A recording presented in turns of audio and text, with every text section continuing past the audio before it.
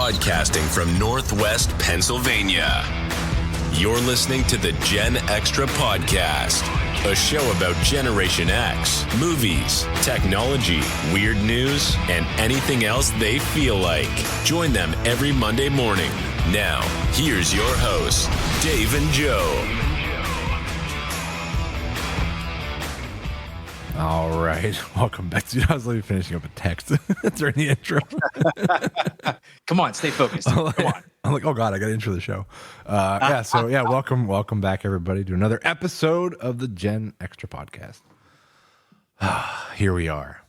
Here we are. Yeah, we're again on my own. It's been such a crazy, busy season. I'm just still busy. It's just crazy. Mayhem. Are you? Yeah. Yeah. I mean, it's a good thing. Take it while it's hot. You know, whatever the expression is. Or strike while the iron's hot. That's it. Strike while the yes. I was going to say. I mean, there's get them while they're hot. I think that's that refers like hot dogs. I think so, but I also think it might be like an obscure reference to news printing, like the hot off the press. Get them while they're hot. I could be wrong. Yeah, I can origin of that expression. I don't know.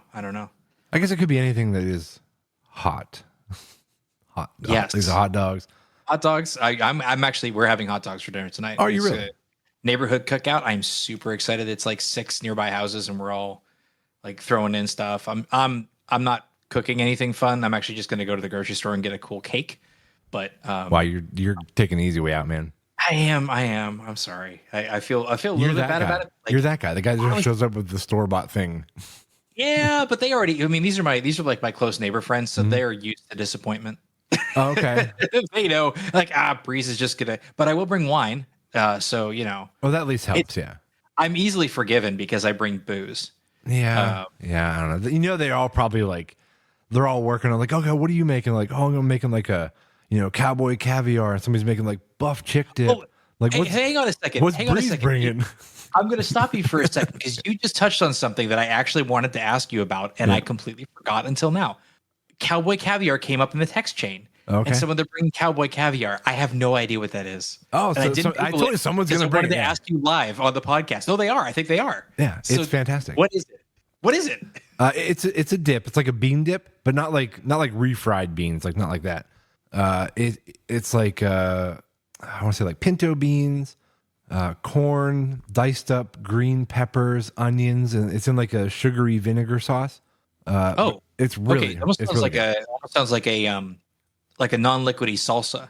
Yeah, like kind of. Yeah, gallo, but with other stuff in it. Okay. Yeah, it's really good. Like it's like super addicting when you're eating it. All right. Yeah, my neighbor down the street was like, "I'll bring the cowboy caviar," and I was like, "I need to ask Dave about this on the show because I just had never heard that term before." Yeah. So I'm gonna have then there's cowboy you caviar and hot dogs and some store-bought cake and some store-bought cake and some store-bought wine. And I didn't expect you to make the wine. Well, good, because I have not had homemade wine that tastes good ever. I don't make any. I don't even try. I know the knowledge. I know I'm okay at a cooking level. Baking is out of my league entirely because it does require, that precision food science, right? Like if you mess up a bit, yeah. And wine is just an extension beyond that, right? The food science behind the molecular biology behind making wine. It's like if I can't make brownies without like a Little Debbie's mix, I'm not a Little Debbie, Betty Crocker. Yeah. Little Debbie mixes, you go to the store, you open the box, and there you get Little Debbie. But so I'll bring something better than Little Debbie snack cakes, but not by much. Where do you guys all congregate for this big meeting? Like at someone's, like a specific house? You guys trade houses every year? Usually somebody's like, hey, we'll host or whatever. Okay. I think it's in my immediate neighbor's backyard, so I'll be nice and close. Sometimes it's a couple houses down, but we all stumble home easier. Basically. Yeah. All I have to do is like get over a fence, which can be challenging after a few. But dude, that'd be challenging. Stone sober. It's a short fence. Oh, okay, all right. I do hope you fall over it, but I hope you don't get hurt. Yeah. You hope I don't get hurt, and you hope my wife records it so that sends you the video and of Breeze falling over the fence. Yes, I hope so. I will try. So what's news? What's news elsewise? What other than me not knowing what cowboy caviar was and having hot dogs for dinner, which I'm super excited about. I actually have to drive up to Buffalo, New York tomorrow morning for a wedding. Okay, well that's a commute.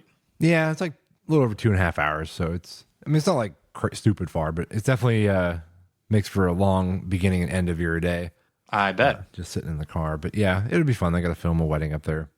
I have a videographer friend who lives up that way, and he had a client get a hold of him, and they needed somebody because he was unavailable. So that's why I'm in. Oh, nice. Professional references are always good. Yeah, I don't usually travel quite that far on a regular basis. Well, they're lucky to have you. They're going to have a great wedding video, I'm sure. Yeah, it'd be fun. So I look forward to that. So anyway, but yeah, in national news, Breeze, did you see that there are houses being swept away in North Carolina by the ocean? I did not see this. Tell me about this. So with I don't know which hurricane is currently wreaking havoc out in the ocean right now, but it is causing like massive swells on the East Coast, and I think right now, I want to say last week alone, there was like 6 or 7 houses that got claimed by the ocean. Like the houses that kind of sit on like stilts. So every time there's like, once in a while there's like a rogue wave, probably goes underneath the house. But there's just been constant just pummeling of these poor homes, and they're literally being pulled out into the ocean. Like there's videos of this online. And they're just it's like the undercurrent is carrying them out. Yeah. Yikes. That's crazy. So I hope that they like got all their stuff out. Yeah. I feel like there's probably enough of they're probably evacuated, but still. Yeah. Do you think the insurance will cover that if you live on the edge of the ocean? I would wager there's a strict limit to insurance, or you're paying through the nose, right? Yeah. I think if you live literally where the water will eat your house, I mean, if I were an insurance company, I wouldn't cover that house. No, that's what I'm saying. Like people that live in like Tornado Alley, like I think to get actual like tornado coverage is probably very expensive. Oh yeah, I'm sure. Because the probability is so high that it's going to get destroyed. Yeah. Oh yeah, I have no doubt. It's if you have it, it's a pretty penny to keep it, or you just don't get it, and then you're all washed up. Oh, Breeze. Oh, sorry. Wow. Oh, that was terrible. Yeah. So no, I feel bad for those people, man. That's pretty horrible. That is tragic. I'm hoping that they all evacuated. I mean, I don't know. I guess was there context from the article in terms of like, is this like a flash flood that comes in and basically lifts a house away, or no, just waves, just swells, just swells, and so it's not even like, hey, there's a hurricane, get out of the town. It's the ocean just is hungry for your home. Well, whatever it is, like this particular hurricane is kicking up higher swells than normal. Oh, I'm sure those houses are in danger for any hurricane. But, yeah, I would think so. But yeah, the water is what the problem is. Yeah. So do you guys go to the beach? Like, is that like a vacation destination for you guys? We go not on the regular. So there's a pretty good pool we have in the city. We don't go to the beach as much. The beaches in Greater Cleveland are okay. They're all right. When you're from, Northwest PA and you've got Erie and the Peninsula and Presque Isle up there, those are some pretty good beaches considering the part of the country you're in. So like oceanic beaches, I love them. Like when I visit some family down in Melbourne, Florida, just outside of Cocoa Beach, every day, all day, as much as we can before our sun fries to a crisp. I love being out on the coast of the Atlantic and the beach. That's a beautiful area. Lake beaches, I have an okay time. Yeah, I don't they're mind fine. it. The beaches they're not sandy. They're rather rocky in a way.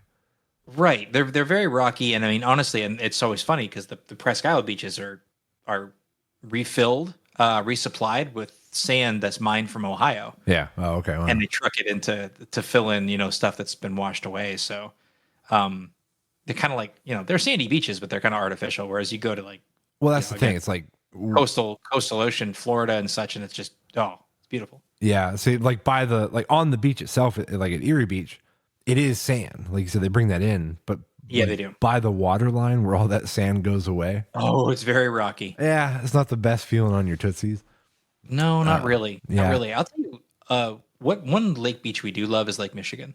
So usually we'll end up going out to Lake Michigan for a vacation. Okay. Again, that's a place where we spend a lot of time on the beaches. They are very soft and sandy, like all the way out. Oh, nice.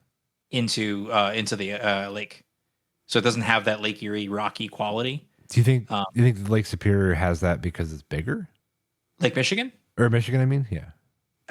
Maybe. I also think it's less industrial. Oh, right. okay. That part of Lake Michigan doesn't have like the Midwest industry boom that Erie has with Cleveland and Erie and Buffalo. If you figure the industrial toll on that, Lake Michigan didn't catch fire in the 80s, right? That's true. Yeah, I always forget that. Yeah, the Lake Erie was on fire. Yeah. Yeah. What's your go-to like when you're at the beach? What do you do for fun? Because for me, like the beach it's fun, it's nice. You go in the water, maybe boogie board or whatever. But it gets, I don't know. There's like not a lot to do except either sit or swim. So do you have something else? Really, no, that's really it. Okay. I mean, I've got the kids, so boogie boarding is a lot of fun. Actually, in Michigan, we end up getting kayaks, and so we'll, some people will sit at the beach, like half of us will sit on the beach, but we can always take our kayak out and like just go kayaking out in the lake. I like that better. And then I just pull up to the beach, get out, dry off for a bit, sun up for a bit, and I'm like, yeah, I'm going to get back in the kayak, or I'm going to get back in the lake. So I just keep it varied. Yeah, I tend to look for like seashells. That's why I like. Oh, do you? Yeah. That's pretty cool. That's fun down in Florida. I like that a lot. There's some great. Not sure. Well, okay, I will find cool shells, but I like to get dialed in looking for shark teeth. Like that's fun for me. Oh, nice. I've never found any. I've only found I think 2 or 3 ever. We still have them, but yeah, it's such a like, dude, I'm in it, man. Like it gives me something to do.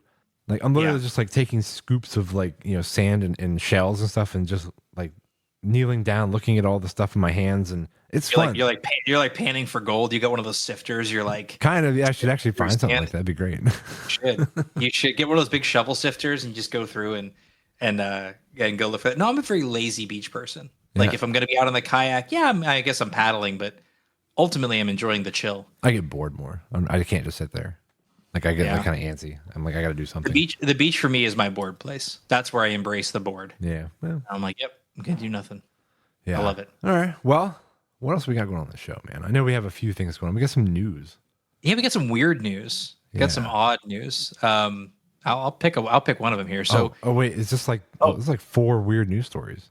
Yeah, we don't have to do all of them, but there's one that I really was kind of interested in. Well, if you got one, should I kick up the weird news intro? Oh, kick it up, man! Right, kick it up. Here we go. From all across the world, there are stories to be told. The strange, the bizarre, funny, freaky, the abnormal, and extraordinary.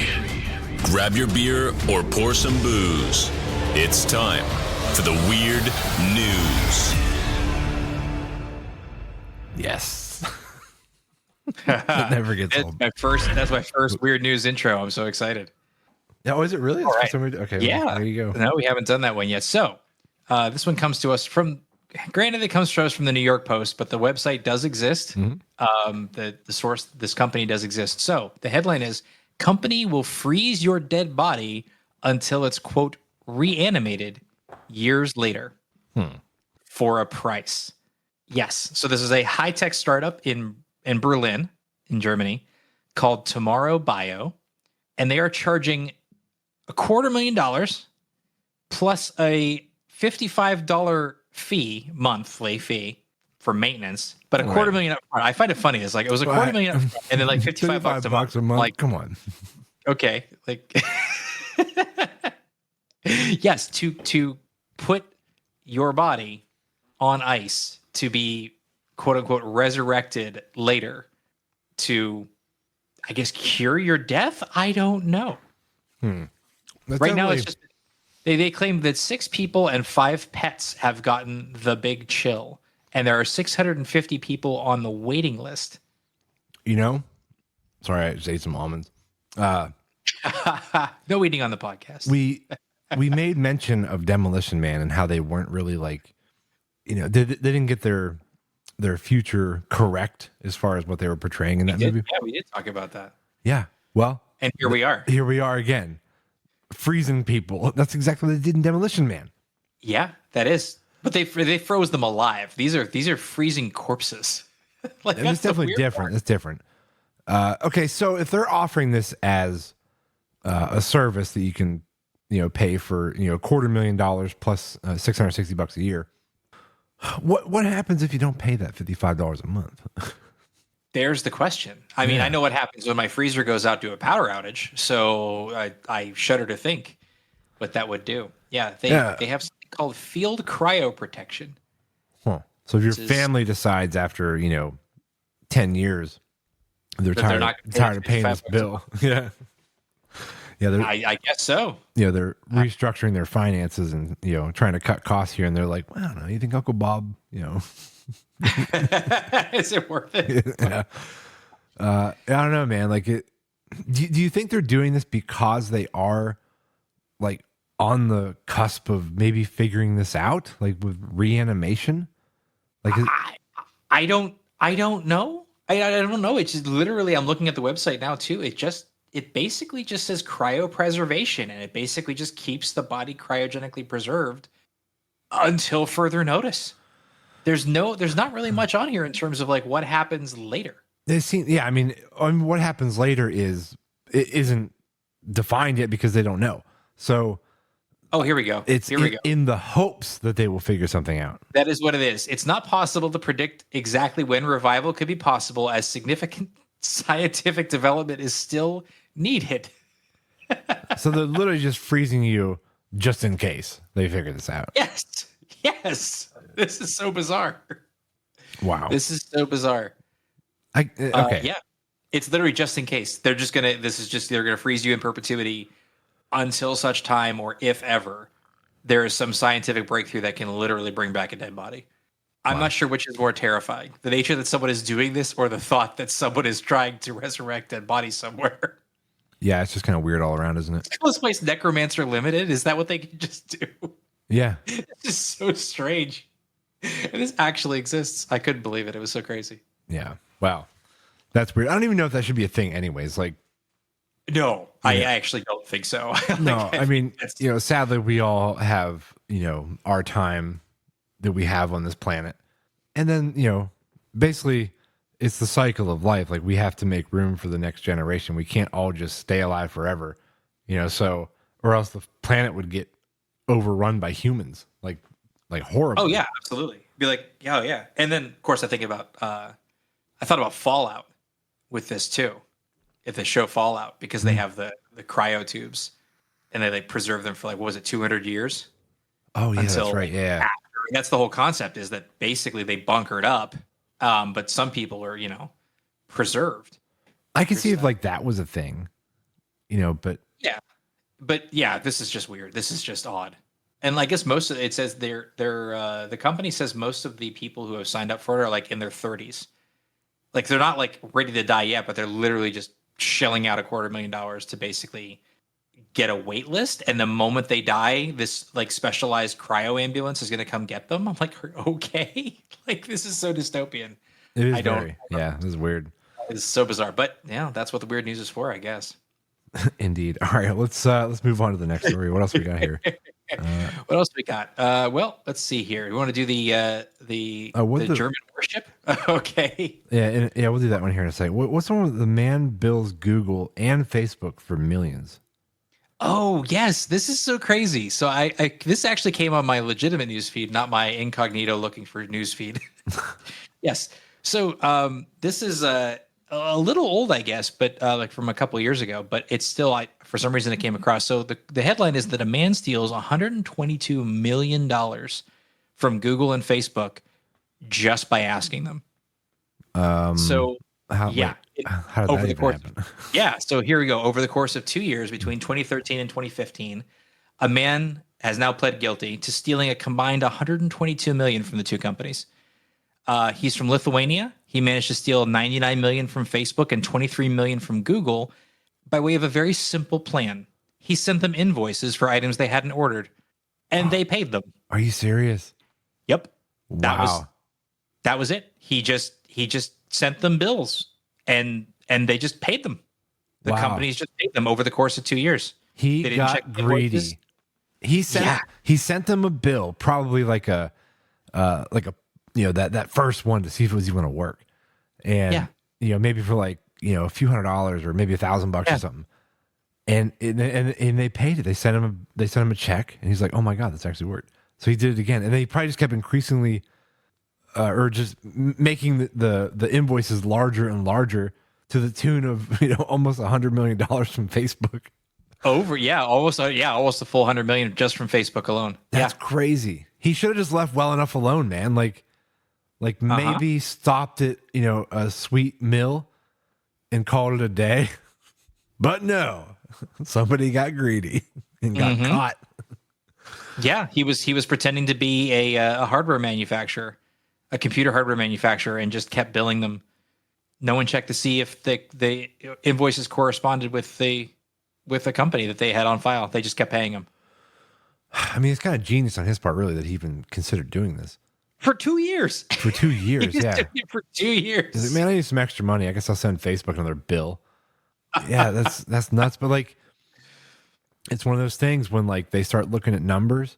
If there's some discrepancies on $10,000 here and there, maybe being a larger company, those ones aren't going to flag as easy. Yeah, maybe. But when they're like, what the hell are we spending all this money on? Like 2 years. So what happened to this guy? Is he still alive? He is. He agreed to forfeit about 50 million. It's not clear what happened to the other 73 million. I can venture guesses. Maybe went to Vegas and had some fun. Yeah, he faces 30 years in prison. Okay, yeah. I mean, Uh-huh. it was theft by deception, whatever you want to call it. That sounds right. Yeah. Yeah. I mean, good for him for I guess trying, but it's still stealing. Yeah. Yeah. That's completely nuts. It was fascinating how egregious that is over the course of 2 years. It kind of goes to show you too, like just how massive of a company that is. That they don't notice a few $1,000s here and there. A few thousand, yeah, like a few million, or a few million over the course. Yeah, come on, like that's $50 million a year. It's funny that it even worked with Google as well. Oh yeah, you'd think they would be able to Google a bit better, honestly. You think so? Yeah. Leading search engine should probably search their own checkbook. Right. Yeah. All right. What else we got on this list? Unbelievable. You want to talk about the emotional support parrots or the German warship blasting Star Wars music? You pick. I'll go to the warship one first because I think it's hilarious. There is a video clip of this. I don't have the sound clip queued up in the board, but most people know Darth Vader's theme from Star Wars. The Imperial March, right? Yes, that heavy. Yeah. So apparently, a few days ago, there was a German naval ship which was coming down the River Thames, which goes through London. Mm-hmm. Not in wartime. Like this was an authorized trip down the Thames River. And it was blasting the Imperial March through the middle of London. It's kind of fun. So for those, it is kind of fun actually. The video is pretty cool too, and they're just the sailors are just on the ship, standing there, but they're blasting the Imperial March with the German flags flying. And what was the problem?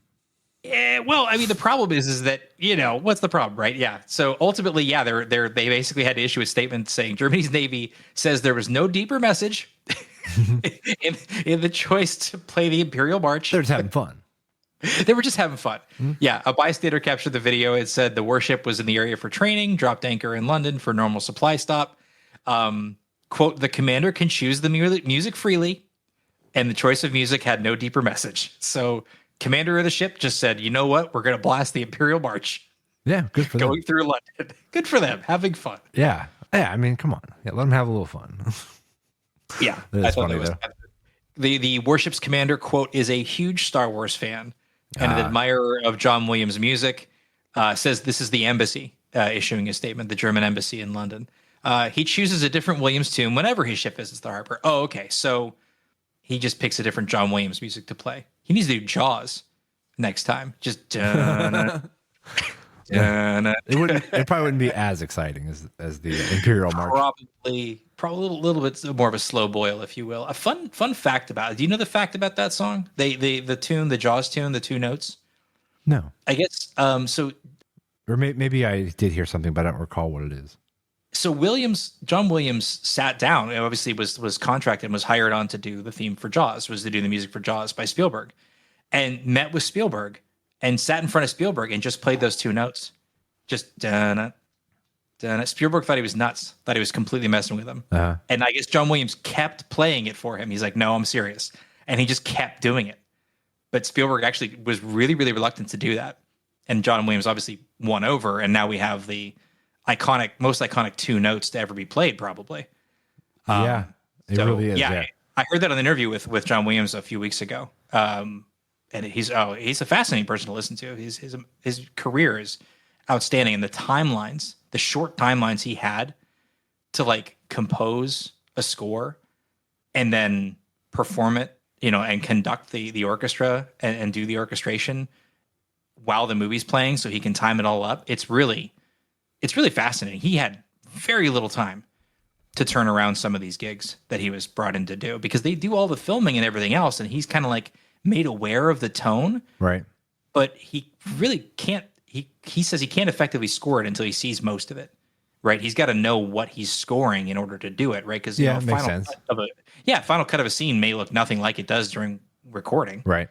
So I guess he was like turning some stuff around in like a week or 2 weeks. What are like big, famous scores has he done for movies? He did E.T. A lot of Spielberg stuff for a while. He was definitely a Spielberg. Did he write the Goonies theme? No, there was a Goonies theme, or was it like an actual? There was a Goonies theme. I don't know. It was like a Cyndi Lauper song or something. I don't know. But I feel like the Goonies had a theme that was kind of Goonies specific. Jurassic Park, Home Alone. Home Alone had a theme. Home Alone. Yep. What the hell was the theme of Home Alone? It actually sounds a bit like Harry Potter, which he also did. It's kind of coming back to me. Yeah. I don't want to torture our listeners. I really don't. We could play it at some point. Maybe we'll do it a different episode. But yeah, listen to Home Alone theme. It's definitely John Williams. A lot of his stuff has a unique signature of sound. And then Close Encounters of the Third Kind. Okay. From 1977. And then all the Indiana Jones stuff. Indiana Jones too. All the Indiana Jones themes. That's all him. Oh, okay. So he's done a bunch of Spielberg stuff. Yep. Hook, another Spielberg. Okay. I like Hook. Hook's one of my favorite movies. That's one with Robin Williams and Hoffman. Yeah. Yeah. That was a good movie. It was pretty good. I enjoyed it. It was one of the last I'll call it a big set blockbuster, right? This is like, it was kind of just before they did a ton of CG sets and like blue screens and stuff like that. It's before that really got off the ground. And Hook was built on just giant sound stages, like the dock, the ship, the Lost Boys, all that stuff.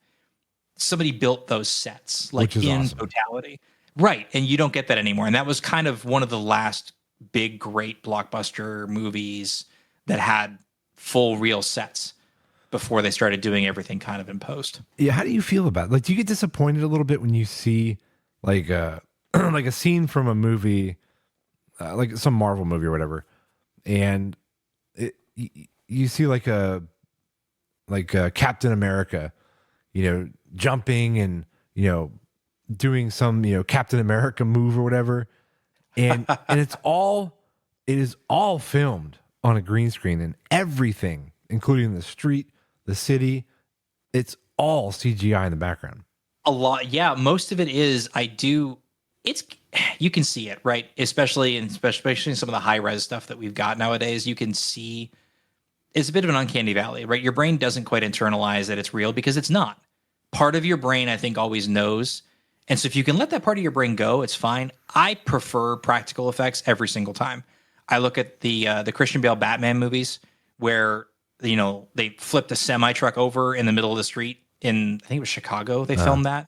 Some of the stuff is real. Like some of the parkour that Captain America does in the Avengers movie is actually on a street in Cleveland, believe it or not. Like they actually just arranged damaged cars, and they literally just had a parkour artist in the Captain America suit running and jumping and kind of leaping over these cars. So some of that stuff, but that always looks the best. Those are the best parts.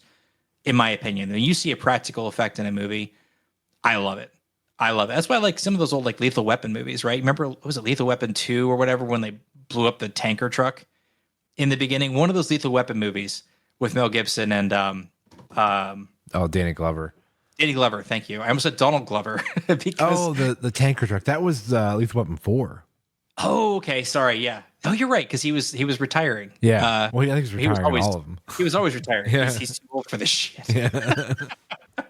Yeah. Lethal Weapon 4 with the tanker truck, and they blew up a tanker truck. Like you didn't CG stuff back then, and it just looks better. I go back and look at that stuff, and I'm like, you look at Indiana Jones, right? Not the new one. There's only 3 Indiana Jones movies. Don't. I will fight whoever says there's more than 3 Indiana Jones movies. Yeah, the Legend of the Crystal Skull. Nope, it doesn't exist. I don't know what you're talking about, dude. You've seen it though, right?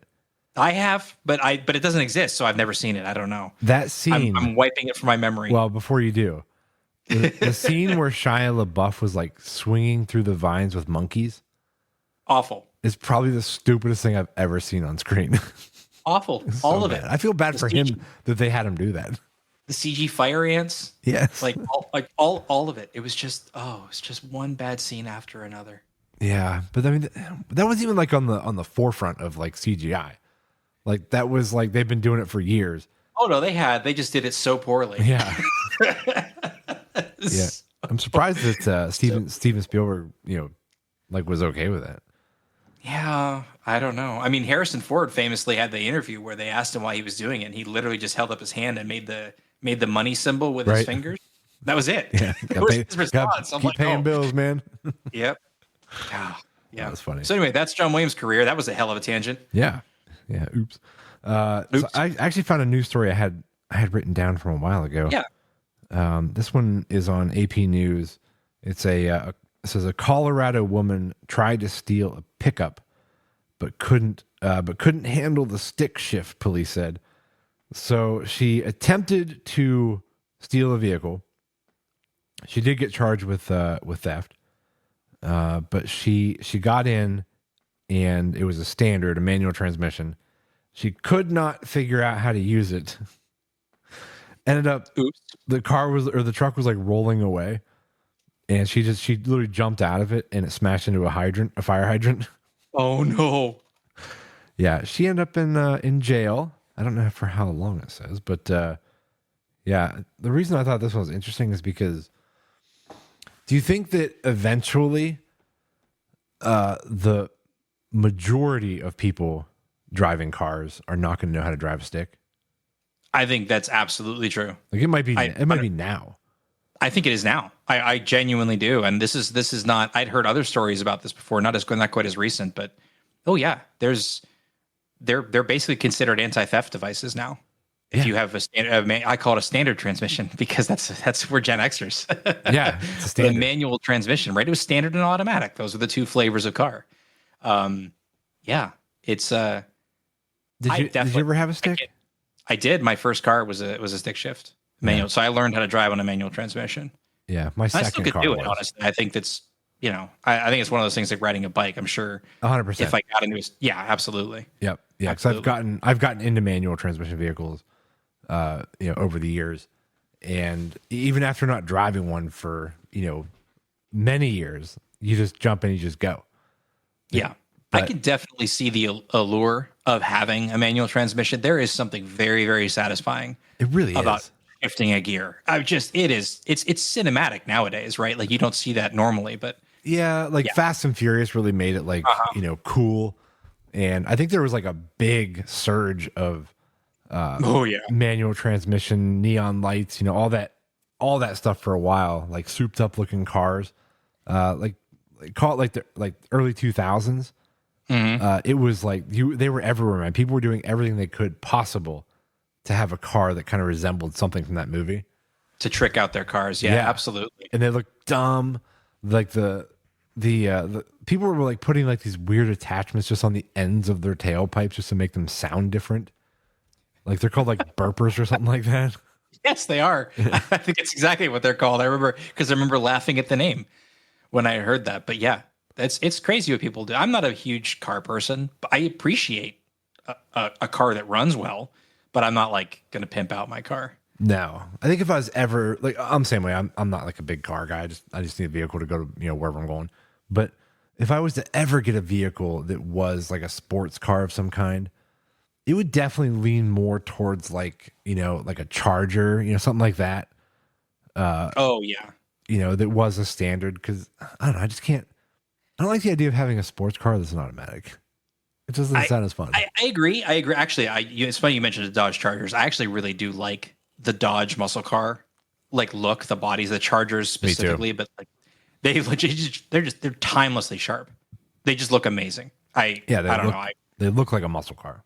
It looks like a muscle car, but it's not like it's not gaudy. It's just there. It's just a good body design that like it's striking, it's notable, it's unique. Yeah. But it's not like it's not absurd, right? It doesn't have an absurd look to it. I don't like the look of like a sports car, air quotes. That like a Corvette or Lamborghini. Like some of those new Corvettes, yeah. Which some of the new Corvettes are made to look almost like the Italian pasta rockets too. I mean, they're great cars. Yeah, but I like that beefier kind of rugged look, like you said. Yeah. Yeah. There's something really cool about. Have you ever done any modifications to your car, even as a kid? Beyond like bumper stickers. Like, yeah. Did you ever? No, you didn't. You never like. No, I did. You never put, like, oh, did you? What'd you do? The reason I was talking about all those features from Fast and the Furious because I was 100% guilty of doing that kind of stuff. Nice. Did you put a burper? I never did the burper, but I did put neon lights on my car. Did you put neons on there? Yeah, and I had them like underneath. Did you do underneath neons? Or did you do neon elsewhere? We did the underneath ones, and also did the ones that were like kind of like up under your like dash, so they kind of like illuminated like your feet. Oh yeah, the lights. Yeah, God, it was so. I mean, it was cool at the time. Like it's just what people were doing. It was fun. I kind of always wanted neons under my car. It was extra funny because I drove an '88 Pontiac Le Mans, right? Like I drove a little. If you can picture the Geo Metro, right? It's like that 5-door tiny compact car. And so I always relished in that a little bit because it was kind of absurd because it was this tiny little 5-door, like putting embellishments like neons and stuff like that underneath it just to trick out an 88 junker for the irony. But yeah, so you did. Did you put a spoiler on? Did you put a fake spoiler on the back? No, one of those. No okay. Fake spoilers. I did.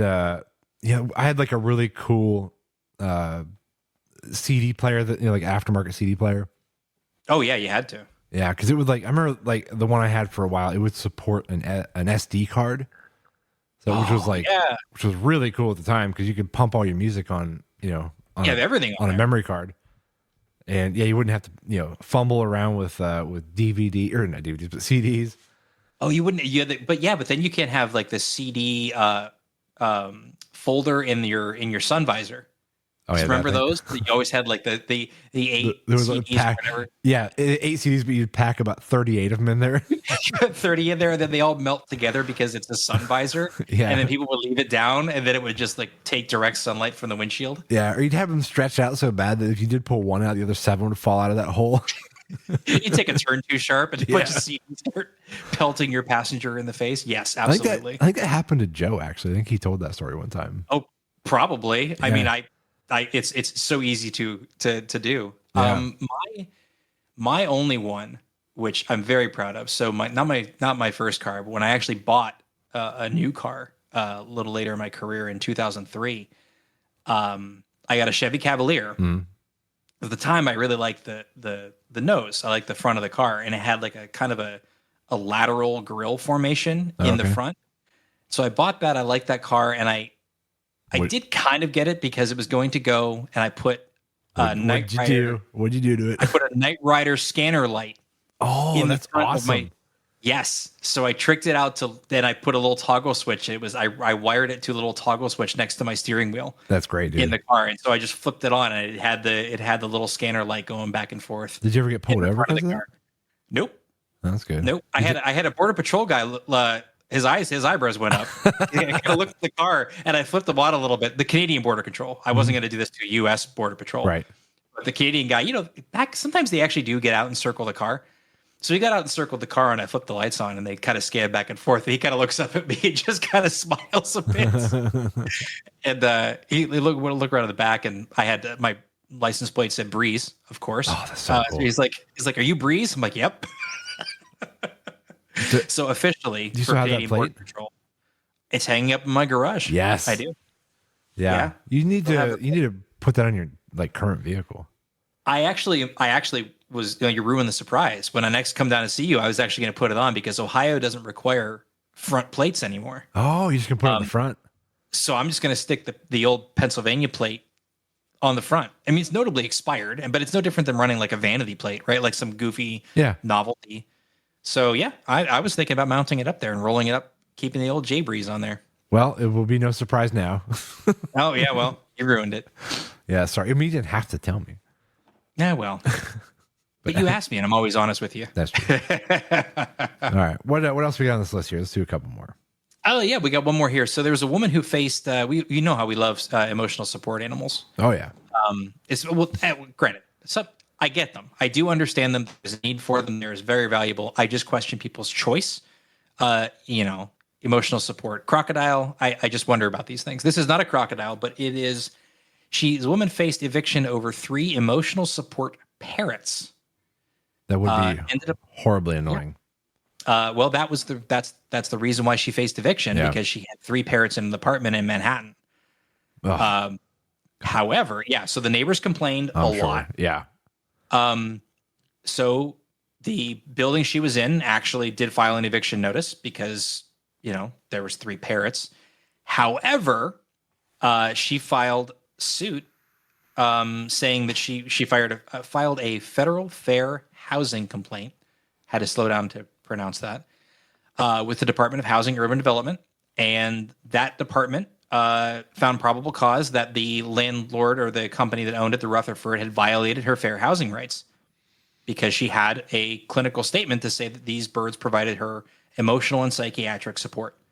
I don't know if I agree with that. Like I don't either, but she won $165,000 in the settlement. Yeah, because the Rutherford, the company that owned the building, didn't settle the suit, her suit, and went to court. And federal judge found that they were in violation of housing rights and Fair Housing Acts. So it was $165,000, and they purchased her share in the co-op in the building for over $500,000. Wow. Well, she made out. So she kind of did. I mean, she's kind of sitting on $750,000 almost. Yeah. So because parrots she had annoying parrots that people didn't like. Parrots. Mm-hmm. There's got to be something in the contract that you sign for a lease for an apartment like that. That like if you're allowed to have, actually, you know what? Even if your apartment says you can't have pets, you can file to get them registered as support animals, and there's nothing they can do about it. You know that? That's what this is basically. Is that these were a person with disabilities whose housing provider denied them their right to have an assistance animal. Okay, but what I'm thinking is there needs to be something in the contract that says, under the clause of emotional support animals, like there's going to be something written for this now. There will be now for sure. Like if you have animals that cause disruption and are a bother to other tenants, like there has to be something that can be done about it, because it's too easy to get permission to have the emotional support animals that kind of bypasses the contract. Then once you have them in there, it's like as a landlord, you're kind of stuck, and that's not really fair. It's not fair to everybody else that pays rent that lives there. You hear these squawking parrots like constantly. It'd be so frustrating. Somebody might try and figure out a way to perhaps eliminate these parrots. I'm just saying. Well, it's funny because some parrots will outlive you, right? I mean, some parrots can live to be like 110. Yeah, it's not like a dog where you're like, all right, like I'm gonna suck this up for another 5 or 6 years. Like, oh no, it's gonna live to 120. Well, I mean, it's what the DOT did, the Department of Transportation did. Was it last year or this year with defining that whole, because that got out of control with the airlines. Yeah. with people being this, this is my emotional support ostrich. Yeah, no, essentially, now the DOT actually legally defines it as a dog. It has to be a trained service dog, trained to do work or perform tasks for the benefit of a qualified individual with a disability. That is the language in there. Not It's just a a dog. random animal you're choosing. Correct. Yeah. Correct. No iguanas, no lizards. Yeah. And especially to the dog. I mean, yeah, dogs are, a lot easier to train and deal with. But I still have I a gotta problem. be a trained dog though. Can't be a Just a dog. Just any dog off the street, if you know. I don't know. I've seen some street dogs that are better behaved than some of the dogs that I've known people to own because they're not spoiled rotten. My worry is if someone does take a dog on the plane, that it takes like a nervous dump, like right like mid-flight. Oh no. Yeah. You know how bad that would be, dude. It'd be so Oh. bad. Just having to endure that. It would be so much worse than someone's like sneaky little airplane fart. Where you're sitting there, you're like damn, like somebody. Oh, that was ripe. Yeah, but the air circulation will eventually take care of that. Exactly. One. Yeah. That'd be. Is this why you replaced the Joes on your show because you wanted to do some more scat humor and other Joes really not comfortable with it? I think that's all part of your master plan. Nah, he suffered through some for me. He suffered through the jarred fart thing. That's still one of my favorite episodes. Oh yeah, the jarred farts. Talked about the woman selling her jarred farts. I was like, oh my gosh. Yeah. Yes, that would be bad. But yes, apparently. But yeah, if you're gonna be a landlord, if you're gonna own a building, you better get a good legal department. I'm surprised. I'm surprised that nobody did some kind of a parody of that Christina Perry song, "Jar of Hearts." Well, I think that's challenge accepted. Yeah. I mean, there's something there. I'm just saying. There's something to this. Yeah. Oh, a little passe, but yeah, sure, why not? Oh my gosh. All right. Do we have Terrible, one? terrible. Oh, we got the wait. We do them all. We got them all. That's it. Yeah, we got them all. We got through the weird news. That was definitely a lot. There was just a lot of weird news the past couple weeks. I don't know. Let me take one more gander here, make sure I'm not missing something. And hang on. Pull up my app. Okay. I thought I had one more I could sneak in there. Where is it? Oh, yeah, this one here. This isn't like super exciting, but I thought it was worth mentioning. So, you know how like people's obsession with their phones are, well, it's a bit annoying sometimes. You ever go out to dinner with like friends, and there's always that one friend who just won't get off their stinking phone. I don't have friends, but yeah. Oh. No, I'm just kidding. Yes. No, I do know who you're talking about. You've seen that though, right? Oh yeah, absolutely. Yeah. How do you feel about it? It puts me off. It does. Yeah, it is. They're just there. You might as well not be there because you're not like mentally, emotionally, you're not present in the conversation. And I'm guilty of it too, especially in my own home.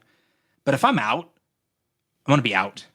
Like if I'm at a restaurant or like that is definitely a no phone zone for me. It is, unless it's like something that's going to aid in the conversation. Like, oh yeah, if I'm going to Google something and if I'm going to put, if we're contributing to a jovial argument, you bet I'm going to Google it. Exactly. Yeah. Yeah. But I'm not going to be texting anybody else. I'm not going to be scrolling through social media. No, nothing like that. Like, so like generally for me, like my phone's down. I just kind of disregard it. Like I said, until maybe I need it for, part of the conversation that we're talking about. Or like, oh, like us, we did this thing, like I'll show you this picture that we took, here, and you pull up a photo. Like it doesn't have to be 100% off limits. But anyway, the reason I bring that up is because there's an article in AP News that says an Oklahoma judge who sent more than 500 texts during a murder trial resigns. What? Yep. So during a trial, this guy was he was texting. The judge was just shooting text messages back and forth with somebody during an actual murder trial, and I believe they caught him like on camera. He was trying to do it like on the sly. Oh, it's her or her. Oh, it was. Oh, you found the yeah. It was a woman. Yeah, Judge Tracy Soderstrom in Oklahoma City. Is this the one? Yep, that's it. Yeah. Yeah, so she, Oh yeah, there's a picture like a sky like a dome cam. Yeah. Right over top of the bench, right over top of the judge's bench. So someone's on trial for their, which will end up being, the rest of their life. A murder trial, yeah. Yeah. Oh my god. Whether they're guilty or innocent. I mean, she, I guess in her defense, in a way, she's probably seen a ton of these, and maybe she had some pressing matters to attend to. I guess you know what? No, there's no defense. Just don't do it during a trial. Like, no. Especially you're a trial judge for a murder trial. It's like a traffic stop, maybe, but oh my goodness. Yeah, you kind of expect when you go to court that the judge is going to be, 100%. Oh, and the accused is on the stand in this photo I'm looking at too. There you can see the orange jumpsuit. Like the defendant is actually in the orange jumpsuit on the stand. Probably looking over and be like, Judge, hello. Hello. Calm down. Oh my gosh. Yeah, apparently she decided not to run for judge again. Yeah, who knew? Yeah. Well, so there you go. So put your phones down, people. Put your phones down, especially if you're a trial court judge. Oh my gosh. That's egregious. Yeah. That is nuts. How do you when my wife hears this section, she's probably gonna look over at the car at me, or like from the passenger seat, because I'm pretty sure we're gonna listen to this tomorrow on the way to New York. Oh yeah.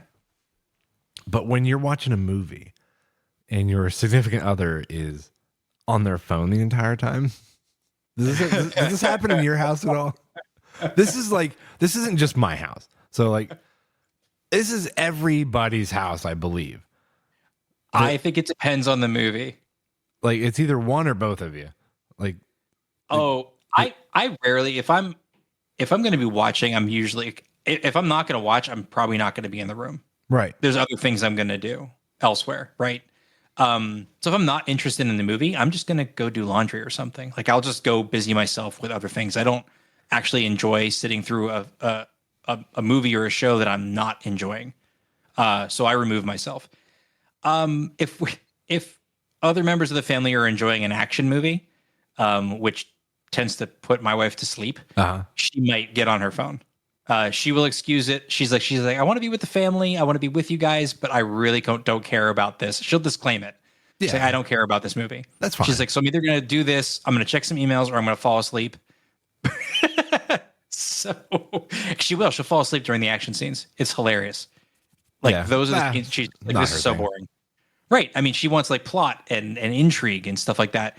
But like you get a hyper action scene, like any of the Marvel cinematic stuff, she's like, nope. She's out. She's already sawing logs. She's out. Exactly. And I get it. But I mean, she's aware of that though, and just disclaims it up front. So yes. But how about you? How about your household? Well, it's just like, I mean, I look over. I mean, I think it's fine if someone wants to do that. But like, because if you don't want to experience the movie, fully, then that's your decision, or a TV show, whatever we're watching. But I just think, this is just in general speaking, like I'm not like saying it directly like at my wife, but if you like, I don't know, like I just, for me, it's like, I don't want that like total disconnect from what I'm watching. And I want to like fully like engage in the show or the movie, whatever it may be. But I think it just comes down to, I don't know, personal preferences, addictions. I don't know what you want to call it. Yeah. Like, so where you just can't not be on your phone. Yeah, oh, absolutely. A cell phone addiction is definitely a problem. I'm always guilty of opening up IMDb because I'm like, where have I seen that actor before? Yeah, we both actually do that quite a lot. That would absolutely. I just go to. I'm like, they look so familiar. They look so familiar, and then I'll figure it out. And I'll kick myself because I should have known it. Yeah. Oh, you don't like make yourself try and remember it first? We do, but then that means I've caved. If I have to pop open IMDb, it means I've completely failed at it. Yeah. So I'll give myself a few minutes, and then eventually I'll just be like, nope, got to look it up. It's driving me nuts. I'm actually, because when I get to the point where I'm no longer paying attention to the movie because I'm racking my brain, to figure out what I've seen that actor in, that's when I lose it. And I'm trying to remember recently an example of that, but I can't think of one. Yeah, usually like she'll look up who the actor was if we're trying to figure it out. I'm like, don't tell me. I'm like, I want to try. We have a bit of that at my house too. Don't tell me. Yeah. Don't tell me. Like, I want to try and figure this out. Yeah. Yeah. So, all right. Well, you want to wrap this one up? I think we're about done. So, all Plenty right. done. Well done, sir. Good show. And thank you guys all for checking us out again. And we'll see you next Monday. See ya.